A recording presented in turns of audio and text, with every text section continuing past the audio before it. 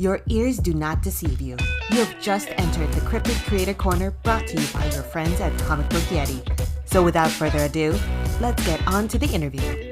Hello, and welcome to Comic Book Yeti's Cryptid Creator Corner. I'm one of your hosts, Jimmy Gasparo, and I have a returning guest today. I think this might be his third time on the podcast. I'll have to go back and check, but I am always so excited. He's just one of my favorite people in comics. I have a lot of the creators for the company that, he co-founded or founded, Mad Cave Studios. And I loved all the stuff they did last year for their 10th anniversary year. I'm loving all the stuff I'm seeing coming out of them this year. But we're here to talk about the Underworld universe, Endless Night #1, and the 3 different series that kind of make that up. And I'm really excited. So please welcome back to the podcast, Mark London. Mark, how you doing today? Good. Better now that I'm here with you talking comics. Likewise, you're one of my favorite personalities in comics. So Thank you. so happy to be here. Yeah, I'm so excited to have you back on. We've talked about it last time, but one of the guys that works for Mad Cave, Frank, and he's super great about getting creators on, about sending me review copies of stuff, because I love being able to read, what we're going to talk about beforehand. And, I was looking for the schedule into the end of spring and summer, and I was like, if there's anything we can do to get Mark back on, and he's like, yeah, definitely. So I've been following along, collecting the issues for it's Revolution #9, the Revolution 9, Hour of the Wolf, and Exit City. Correct. And there are 3 very different series. And you had told me, I think last time you were on, you kind of gave a little preview that it was going to be Mad Cave's first crossover in the summer of 2025, which I can't believe is just about here already. And they were all going to kind of come together for Endless Night #1, which is going to be out June 4th. And as I'm reading along, the overall thought in my head is, how are they going to do this? Because when the big 2 does something, even with certain Image Comics series, but it's all superhero stuff. And even if it's a little different, they all kind of live in that world. But you have Revolution 9 is trained assassin, super action. There's pages of not a lot of dialogue, sound effects. It's all beautifully drawn. The acrobatics of it are wild, wonderfully colored. Hour of the Wolf is I love the colors in Hour of the Wolf, by the way. But the story itself is supernatural, horror, and kind of an offshoot of the Wolvenheart universe. Very interesting concept. Love Owen Blackwood's character. And then you have Exit City, which again, none of the 3 series really look like each other. They're all done by different artists. And I would be remiss if I didn't say we recently, not that long ago, lost Karl Mostert, who drew Exit City, and his work, wonderful artist. I didn't know him personally, but everyone who I know who did know him talks about what a wonderful person he was. And his art is phenomenal. His work in Exit City, which is probably my favorite of the series. You kind of have 2 cops in basically, if tech billionaires started their own city off the coast of California, and you have 2 cops kind of investigating some very grisly scenes and trying to figure out what happened and how they piece it together. And there's some really interesting sci-fi tech concepts to it, but also it's a bit of a Blade Runner, neo-noir type of deal.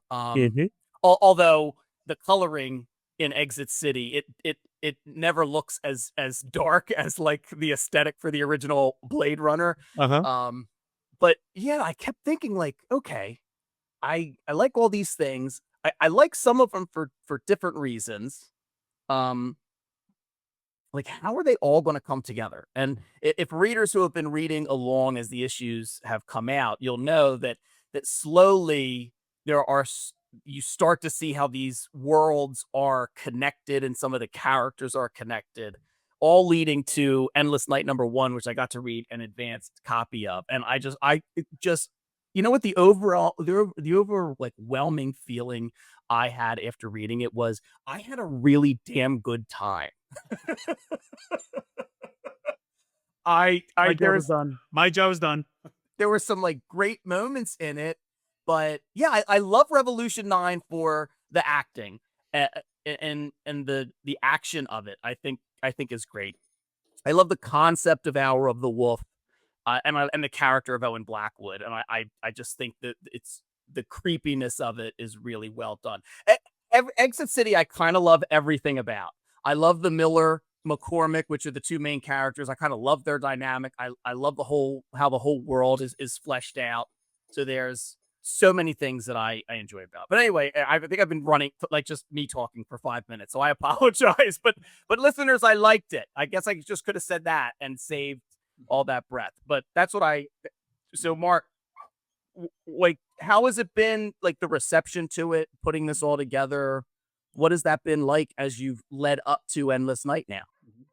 No, the reception has been overwhelmingly positive. I mean, for me, really, it was surreal in terms of the feedback and how invested. I mean, some of the fans were, because it's, as you were saying. I mean, it's only the big two that actually just like really pursue and do a crossover right, and we kind of know what to expect. I mean, you already have this well established characters and they collide, and you're kind of like looking forward to it, and you kind of just like really expecting them to fight, to interact or banter or a lot of things. But Yeah. for us as an indie company, I'm trying to do this. Thank you for bringing up the 10-year anniversary last year, because that's part of what I wanted to do with the Underworld universe. Kind of like having like an homage to why did we start the company, why do we like comic books, and is this kind of like, okay, bombastic great time that we get when we experience this type of stories. And I was like, okay, let's try to start with three different series, very different, as you nailed it, Jimmy, because they all have very different themes. But then it was like, okay, let's reel them back into something very cool, very explosive, very bombastic, very widescreen, and let's gonna see how this is gonna play out. So I'm really relieved that you find it entertaining, in a sense of the word, because that's exactly what we were aiming for. And this is only the first crossover for the Underworld, but we have more in the works. We really have more in the works. We are actually continuing Revolution 9. Please, you cannot say any of this if not that they're really gonna, like, I'm gonna actually get in trouble. But Steve Orlando is gonna take the mantle, and he's gonna keep on writing Revolution 9. Oh, Rich Duick, wow. Rich Duick is actually gonna keep on writing Exit City. And then we have Olivia Quartero Briggs taking the mantle on Hour of the Wolf. So these are going to be like, again, we're continuing the series. Everything is just being set in motion for actually something that I've been calling like phase two, which you're going to see brand new IPs, maybe some familiar faces from the past, from Mark London's past when he started the company. So we will see what comes out of that. But it's really, Jimmy, like a slow burn of trying to get the fans behind something. Like, okay, how is this gonna develop? How is this gonna play out? And again, it's been going back to your question. I mean, sorry for rambling. It's just I get No, overexcited talking about this stuff. But no, it's it's just great. it's been a fun experiment, but it's been an experiment that has paid off, especially because, I mean, people have really been digging the series, how different they are. And well, I have my fingers crossed to actually try to nail that finale, sort of, with a crossover this summer. Oh, I'm very exciting news. All of that. I mean, you talk about the three individuals you just mentioned who are going to be, taken over. All of them are, incredible. I mean, Steve Orlando's amazing. Olivia Cortero Briggs, she's been on the podcast with Kill Train. Rich Dueck's been on, a number of times before. I'm a huge fan of Rich's, and especially Exit City. I've Out of all the series, um, yeah, like I said, Exit City I think was my favorite. I also think Exit City, like right now, like this moment in time, there's like o- Exit City is I think is it's a great series, but it also could be taken in so many different directions. Like the idea of it of like billionaires starting their own kind of Hmm. techno city, I mean, feels very prescient. Like Hmm. you could push it in a lot of different directions. Hmm. But yeah, I just am very excited by all of it, and Oh, yeah, to I. see what after reading Kill Train, to see what Olivia Cortero Briggs will do with Mhm. Hour of the Wolf, I Yeah. think that's really exciting too. So I can't say more than that, but okay, again, all of them, believe me, Jimmy, all of them, Steve, um, Rich, Olivia, they're bringing their A game. I mean, yeah, they're with their planning for the second arc of those series. I mean, it's phenomenal, and I'm actually super happy that you really liked Endless Night, because basically the setting for I'm sorry, Exit City, because yeah, basically the setting for Endless Night, it's Exit City. yeah, So that's where everything is coming down. That's where we are really colliding all of our different series. So and I think that you were talking about colors for Endless Night. We do have Juancho Velez bringing, I mean, his A game for the colors. Art by Tom Derenick, which again, he's such a fantastic yeah, artist. He's done from X-Men to Justice League, everything. I mean, so he was the perfect choice to actually just bring it home with this crossover, and I'm so happy. And of course, letters by Simon Boland, which is a fantastic letter. I mean, I've always been such a fan of his work. So I think that we have a killer team here, and I think that fans are not going to be disappointed. yeah. Fingers crossed. I mean, I certainly was. Yeah, Tom Derenick's artwork for Mhm. Endless Night #1, really fantastic, and it's you know um it's interesting to kind of take these different characters that have now been in their own series with different artists and like put your own stamp on it. I think Tom did an excellent job. Um, Mhm. as I say to listeners or anyone who's watching on YouTube, I keep getting up because of my dog Barry. So I'm trying to be as unobtrusive as possible and let the podcast continue. But if you see me walking around, it's because of my dog. I'm multitasking and trying to deal with him and listen to Mark. But yeah, I just was so impressed by how everything like came together. Like I said it before in terms of like the little ways, like the little character introductions and how they were all like when the few characters started to come into some of the other books, but also the way that you kind of get into Endless Night, which is really how Revolution 9 ends. For anyone who hasn't read them yet and wants to go and get them after listening, I don't want to give anything away, but how Revolution 9 ends is kind of key to Endless Night's beginning. Mhm. And it really all comes together in like a really fun and exciting way. So yeah, I had a great time. I mean, just kudos to you and like all of the creative teams involved. But I wanted to ask you, because you have this plan and you like, you love comics, you love a bunch of different genre stuff. You have all these interests. We've talked about it before when you've been on the podcast. Like your love of stuff is when you were a kid, Yeah. and bringing all these things together. So now you have your high octane action series, you have your supernatural horror series, you have your, you know, kind of like a hard-boiled detective sci-fi series. What were the when you start to do Endless Night, what for you as the writer was like the biggest challenge to integrate them?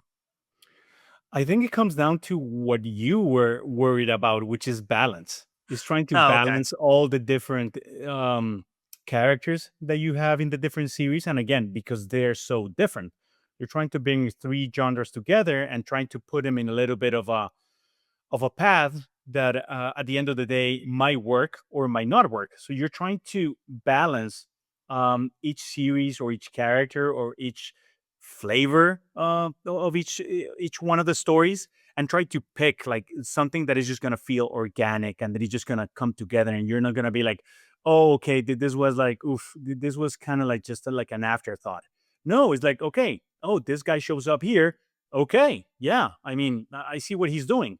Oh, she came into this scene, or she came into this situation. Oh, okay, I can see that. So I think that trying to give a clear motivation, even if your stories or their backgrounds or an idea of you have of these characters can make sense at the end of the day. I think that Yeah. that was the biggest challenge.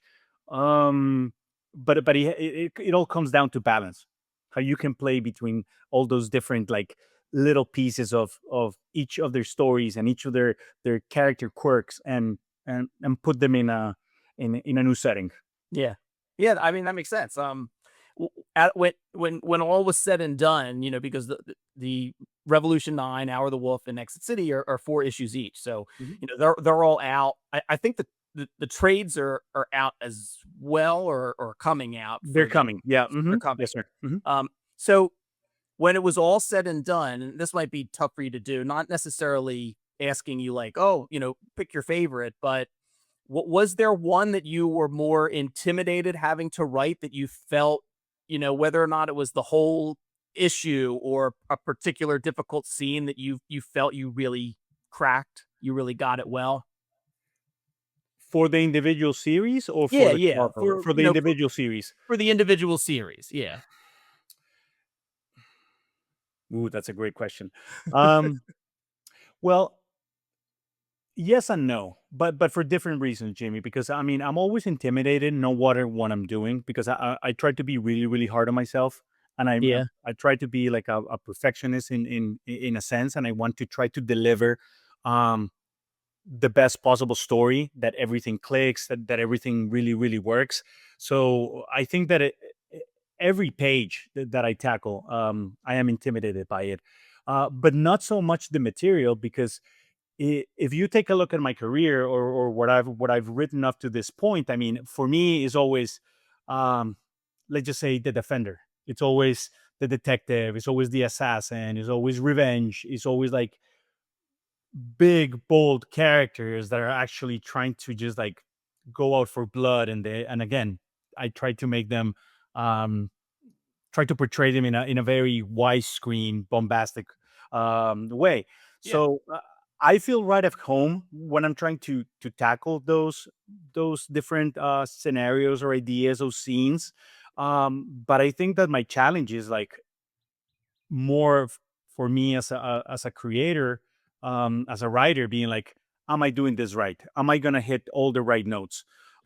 Because for me, is just like second nature. Playing with this type of stories, playing with this type of characters. yeah. This is really really what I love. Um, so I don't know if I kind of like answered your question of one of the rails. Yeah, no. I mean, there's no right answer. I was just curious because I have to think like, I think s- certain writers, might have different strengths. Mhm. Um and you know, if you're kind of nervous about having to do something else, or, um I was just kind of curious if there was something that when it was all said and done, you were like, oh, I think I kind of nailed that. Of course, and you're absolutely right. I mean, there has been certain opportunities here at Mad Cave where even when we're talking with our team, or when we're talking to Mike Martz, which by the way, shout out to Mr. Mike Martz. I mean, he's the editor on Endless Night and every single book that is coming out in phase two, and also he's handling the continuation for Revolution 9, Exit City, and Hour of the Wolf. Oh, nice. Sometimes, I mean, when we're even talking with Mike, I mean, sometimes he's like, he might be like, "Hey, do you want to do this?" And sometimes I would just be straight up and be like, I don't think that I'm the right person to do this, Okay. because I don't.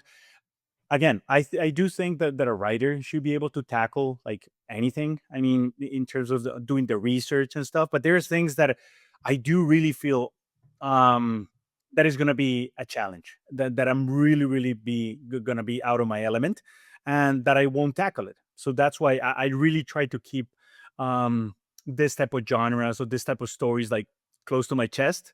Yeah. Call it a little bit maybe like okay, comfort zone, so to speak. But also, I mean, it's like write what you know, write really what you like. Yeah. I might do an experiment one of these days, try to do something different. But again, I haven't found the right moment, opportunity to just like fall on flat on my face. I don't know. We'll see. Well, I mean, you've written so many different things for Mad Cave in the past decade, and to see the stuff that you're still doing now, still having fun with it, and the other thing is that um which I feel is like a real testament to you and the rest of the creative team and everybody at Mad Cave. Like, you have your big 10th anniversary year, and oh, we're doing Mad Cave's first crossover, and we're doing all these different series, and Mark London's going to write them and work with different artists. And there's a cynical view out there that is like, well, isn't this kind of like, it's a little gimmicky. It's like, oh, they're doing their own crossover. They're just doing this. They're just want to move books or this or that.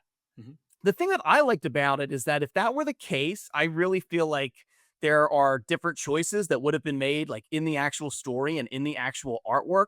There are so Yeah. many ways, um, especially in Revolution 9 and definitely in Exit City, where I thought I knew where it was going. You read enough comics, you read enough stories, you watch enough movies, you understand how to construct something, you know where the story beats are, you know why they're showing you something in the first act because it's going to pay off in the third. Mhm. And I still found myself being surprised. I was like, oh, this really, even if I thought it was going to be something else, like it continued to surprise me all three series at every turn.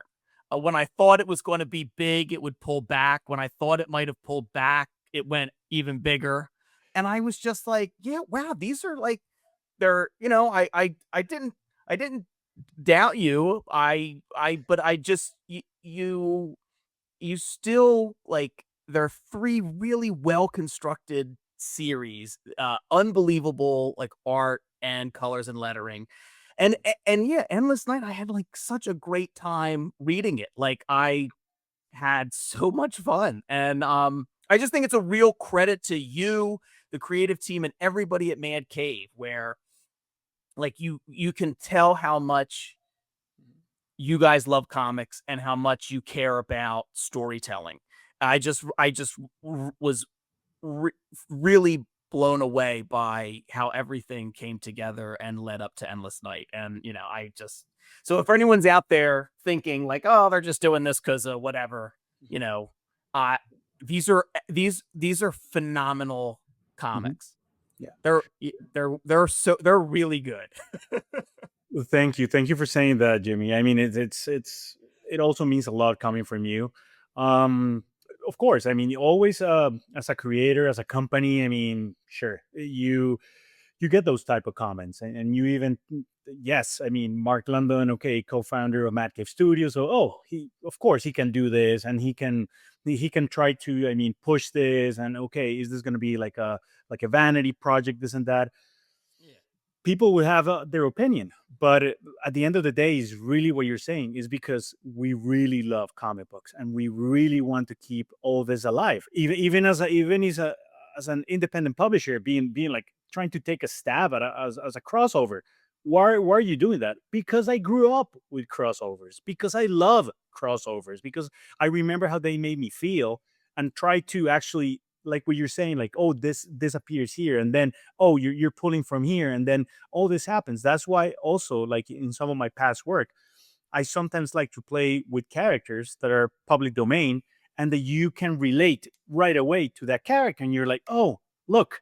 So you can actually pull from those things, from those Yeah. historical figures, that you can actually be like, oh, okay, I can relate to this. Oh, I can see where you're going. Yeah, I kind of like heard of this. So I really, really want you, and that has been the motto of the company. We want you to have fun. We want you to really, really enjoy our storytelling, not only with the creator-owned comics that we're doing, but with our licensed books, with everything across the board, Jimmy. So thank you for saying that, because really, that's why we do it. Yeah. Well, and it's appreciated. I wanted to ask in particular, I try not to get too much into spoilers with certain things, but I really wanted to dig in and kind of ask you about this in Exit City. Yep. So one of the things off the bat that I loved is McCormick, who's ex like defense contractor or DIA or whatever, Yeah. the organization, Hmm. is kind of like known to be a little bit eccentric at best and outright like weird at worst. But he's kind of like the good cop, straight laced, honest. You have a new female detective, Miller, who's introduced, who is kind of not always on the straight and narrow, Hmm. which it was an interesting dynamic because usually the character who is like on the force and then the other person is like moved over to them. Usually it's the straight laced cop coming into the new area and has to deal with Yep. everybody else being corrupt. So Yep. I love the little bit of kind of the play on that. But McCormick has an interesting thing where he talks to something in his jacket, and it's done great in the coloring to know like what is responding to him, and it's never clear early on like what it is. I'm not going to say what it is revealed to be, but that whole I don't know if I call it a twist because but that whole like turn, that whole reveal of McCormick's whole deal, I thought was amazing. I loved his whole little bit. I loved like what he did. I loved how like Miller starts to investigate it, like all those little story details. And then when it's like revealed, like kind of like what's what and how like it works and how it ties in with all the other stuff that's going on in the series. Really just thought that was a great idea, executed very well in the storytelling, brilliantly in the artwork, because there's like a scene in issue, I don't know if it's 3 or 4, where Yes. McCormick gets separated and Hmm. and the whole reveal happens, and like the the art is wonderful, and a lot of it is just kind of McCormick like talking to himself. But it's done Hmm. so well, and especially in the lettering too. Yeah, I was just like, all right, 10 out of 10. Exit City, all in. Oh So man. I wanted to ask you about, was that early on in the development, or is that something, it might be tough to talk about without revealing everything, but Hmm. was that kind of something that, how did you kind of come to that? Was that gradually that, or did you know early on and you kind of wrote to that? Always. I mean, um again, since all the Underworld books, or at least these three, are kind of connected to Matt Cave's history and what we've done in the past. Yeah. Well, 10 years ago, I published 4 issues of something called Midnight Task Force. And really, Midnight Task Force, I mean, Aidan McCormick is the main character in Midnight Task Force. Yeah. And you kind of just like go off the rails in that, exactly what you're saying, exactly what you're talking about. Uh-huh. But so I really had um, a moment of clarity with that character, that is like, okay, this is what makes this character unique. This is like his whole spiel, like something that is really, really going to stick to you. So then when the opportunity presented itself to kind of like reboot the character, I already had all those pieces, but I really, really wanted to, again, bring it home and be like, okay, now we're really going to do it right. Because again, 10 years ago, I was starting out. I think that it was a very, very cool idea, but it wasn't fleshed out how it was supposed to. So we needed to tell more story, like back in the day. So when the opportunity presented itself to actually come up with all these characters and the Underworld universe, I was like, okay, let's bring McCormick back, and let's really do him right with all the different pieces that we had. So he has always been, I think that he has always been for me one of the most special characters from the whole Mad Cave Studios origins, or genesis of it all. Yeah. Well, see, I'm familiar with a lot of the earlier stuff, but I guess I missed Midnight Task Force, so Yeah. I'm gonna have to track it down, and because Yeah. I want to know, more. So Yeah. I'll have to find Midnight Task Force and Okay. read that because well, that's Yeah. the other thing because if somebody likes Owen, Well, Blackwood yeah. and haven't Mhm. read Wolvenheart yet, then it's like, oh, what a wonderful thing to discover that, hey, can I know more about Owen Blackwood? Yes, you can. Here, read Mhm. these. Mhm. Exactly. So it would just be like I think that we talked about this last year, Jimmy, and it was Yeah. like, yeah, we wanted to give also fans like a little bit more since they were like, okay, you clearly said it. I mean, they were just like four issues each, and we wanted to give you like bite-sized story without like overwhelming you, and we also don't want to like, oh, as for you to understand Endless Night, you have to actually go back and read years of continuity or years of character. No, I mean it's like you can pick up from there. Sure, it's going to give you a little bit more. That was also some of the of actually the things that editorial told me. Oh, but if we're going to do this, then a lot of people are just going to be like, no, you're just going to give them, you're going to give them more content if you want to know more. If you find readers are actually going to be invested in the story, oh, I really want to know more.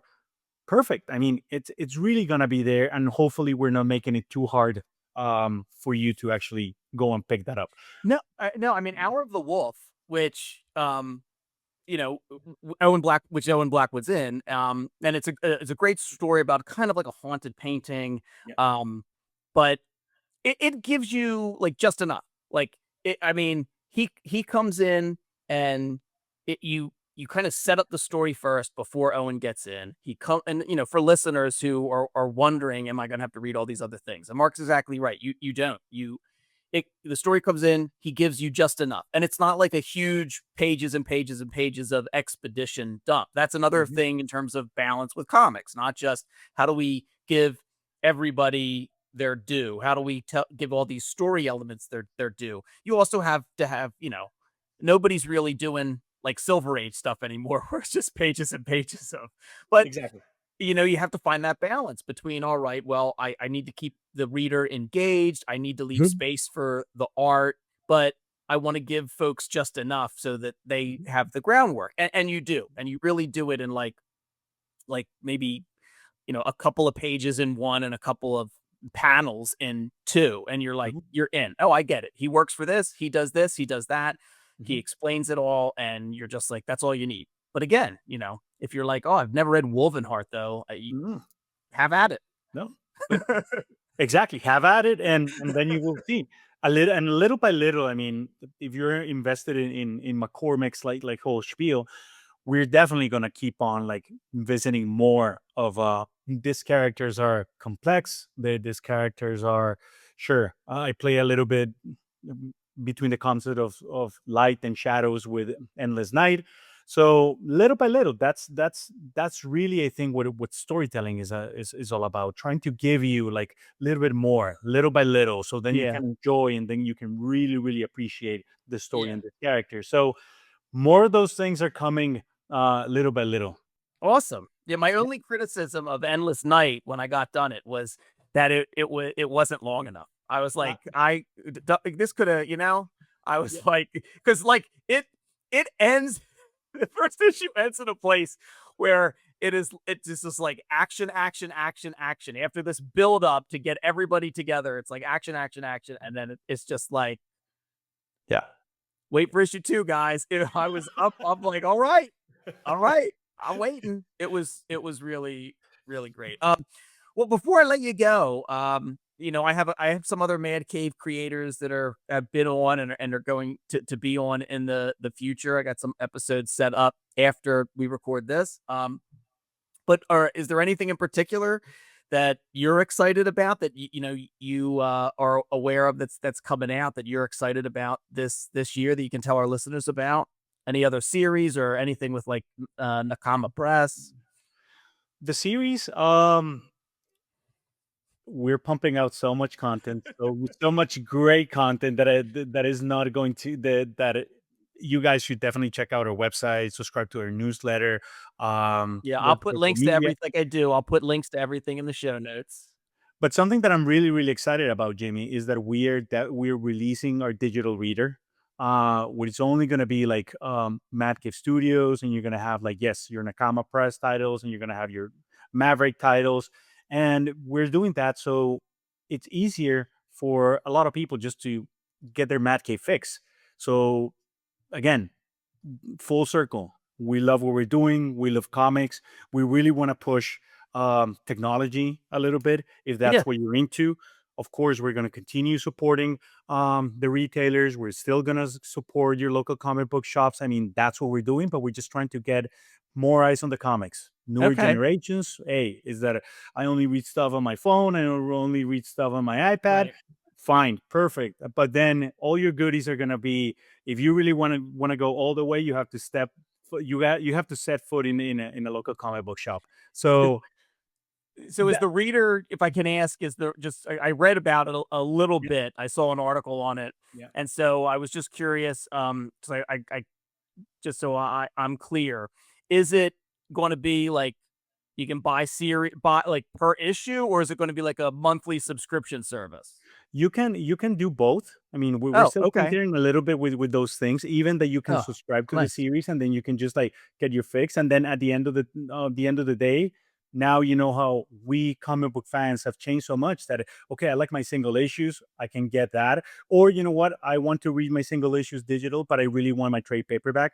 But there are gonna be also like perks, and there are gonna be like some very special things that if you want to go all the way, you have to go to your local comic book shop. So we're kind of just like exploring those two Okay. scenarios, Jimmy. Again, trying to make it easier for fans, Yeah. I mean, just to get your hands on comic books. And I know Man Cave has stuff on like Global Comics as well, which is Yeah. digital. Is do you know is Mad Cave still gonna is stuff still gonna be available on Global Comics? Yeah, sure. Oh, I okay, mean, we awesome. love those guys, and then that is Yeah, something that we have been working with them. The vertical scroll sometimes, I mean, for comic books, especially, I mean, when you have a spread, or I mean, it's sometimes it's not fully designed, I mean, for that. But okay. we're definitely going to be continue. We're gonna definitely continue working with Global Comics, and again, we just try to make it easy for everybody to get their hands on comic books. Yeah, So of course, awesome. Well, I will just say a couple of Man Cave things that I'm really excited about for listeners. Um, that since this Endless Night #1 is going to be out in June. So some other things in terms of June. If you have not read Missing on the Moon yet, the trade is coming out in June. That series is really great. It definitely I'm a big fan of the TV show, and it's a huge book series. The Expanse is the TV show. But Missing on the Moon reminded me like a little bit of the first season of the Expanse, and a little bit of like For All Mankind with like an alternate US history of the space race. Really fantastic series. So that trade's coming out in June. I think the Synap, uh, Mhm. Chris Mhm. Moses, who is great. That trade comes out in June. Yeah, I'm just scrolling through, and oh, if you did King Arthur and the Knights of Justice, Volume 2 is going to be out. Mhm. It's written Mhm. by friend of the podcast, Joe Corallo. So, Mhm. Mhm. man, this is an exciting summer of stuff. That's why I was saying, like, again, all content wise, I mean, definitely, I mean, you guys are gonna get your fix. But you're Yeah. right, Greeny. I mean, if for me, okay, personally, maybe a little bit biased, Speed Racer. I mean, Yes. that's Yeah. something. I mean, and the Phantom. I David mean, Pepos is writing it, Speed Racer. yes. So okay, we're gonna talk about that. Okay, Speed Racer, the Phantom, plus all the other creator-owned stuff that we're doing. Yeah. Yeah. So, yeah, a bunch of exciting stuff, and yeah, I have some interviews coming out. I've already interviewed. I don't think the episode's out yet, but it'll probably be out by the time folks are listening to this. But Justin Mhm. Richards and Val Halverson about Slasher's Apprentice. I Very think cool. as we record this in 2 days, I'm recording with Anthony Cleveland, and is it Alex Cormack on Yes, Buried Long for Long very Ago? long ago. Again, Yeah, and you know I what, Anthony Cleveland, and that is something that we talked in the past. Again, Mad Cave Studios talent search winner. yeah, yeah, and did Show's End, which Show's End. I Or really liked. I thought Show's End was really good. I actually was going through stuff the other day, and I found the script that I wrote for the first time I submitted to the Mad Cave really Studios talent search. Yeah, I based it off of Show's End. okay. I entered it. I entered a couple of times, listeners. It's if you're listening to this and you are thinking about wanting to be, involved in comics, and they expanded it, writers, artists, I think, like colorers, Yes, letterers, sir. like, definitely do it. It is really worth it. I think, when I first started, got the idea to write comics was like 5 years ago in the early days of the pandemic. And I think the reason was the first thing that I ever decided to try and write was to submit to the Mad Cave Studios talent search. That was the whole reason. I was like, oh, this sounds like a lot of fun. And like, look, it's just open. You have to write a script. I got a whole bunch of books. I don't know if I talked about this on the podcast before, that was the reason, but I got a whole bunch of different books. I got Denny O'Neill's, I got Brian Michael Bendis's, of course, Scott McCloud's Understanding Comics. And I just, Love it. look, I've submitted a few times. I've never won, but it's unbelievably great practice, like just to write and to start out, to understand like how to construct a script, how to think in a way that you're going to be able to collaborate with an artist in order to tell your story. And yeah, I mean, like right now as we record this, I just funded my very first Kickstarter for an anthology of my short stories. And so, you never know. And that's all cause of Mad Cave. I love it. I love it, Jimmy. But I mean, yeah, it's great. So you're gonna have a blast with those guys. I mean, those two, and yeah. Yeah, I'm And, really and looking Alex, forward. he's the artist on The Devil Yeah. That Wears My Face. I mean, Oh, yeah. Another so great series. Yeah, I'm yeah. a big fan of So that one as well. So, well, Mark, I really appreciate you coming on the podcast again. I had a wonderful time reading the stories, and Endless Night #1 I think is great. Um, I'm just a huge fan of what you guys do. I think you are. I mean, all the different things in terms of like the upheaval that the comic industry has gone through and are still going through, whether or not it was, dealing with the pandemic, uh, with issues with Diamond now declaring bankruptcy, wondering what's going to happen with that. There's so many horror stories about different publishers, and especially like in the past few years, are hearing publishers that are, folks trying to get their rights back from certain publishers not promoting the folks' books, like publishers being unreliable in terms of the schedule. I will say, I'm going to count. I've done, I don't know. This is probably close to my 200th episode that I've recorded of wow. this podcast. I would say more than a quarter of my episodes have been with folks that have worked with Mad Cave. And in all honesty, no bullshit, I have never heard a single creator say a negative word about having a book published by Mad Cave. And if nothing else, that's the cherry on top of the comic book Sunday. So kudos to all of you guys. I wish you nothing but the best. I'm a huge fan. Always, have been the past 10 years, and I think I'm going to continue to be. So I'm gonna hold you to that. I'm gonna hold you to that, Jimmy. go ahead. That's a promise. That is a promise. Right. So, thank you very much for coming on. Love all the stuff, but yeah, shout out to my brother Bobby. I can't forget my brother Bobby, Cryptid Creator Corner's #1 most dedicated fan. Bobby listens to all my episodes. I say that every episode because he likes to hear it, and he really does listen to every episode. And he buys a ton of comics. So, shout out to you, Bobby. But Mark, thank you very much. I really appreciate this. Thank you. No, thank you for having me. It's always a pleasure being here, being interviewed by you. So anytime, just say the word and I'll be here. All Thank you right. so much, Jimmy. You're welcome. You're my pleasure. And so, listeners, It always helps if you rate and review us. I forget to say that all the time, and Byron has to remind me. But yes, it does help if you rate and review the podcast. Let me know what it is you're reading, especially if you've read any of the stories we're talking about today: Revolution 9, Hour of the Wolf, Exit City, or Endless Night #1 when it comes out June 4th. When you're listening to this, you can let your local comic book shop know to add it to your pull list. You can find me on Blue Sky or TikTok. Let me know what it is you're reading. I love, love, love to talk about comics and find out what it is you like. So thank you very much. Good night, and I'll see you next time.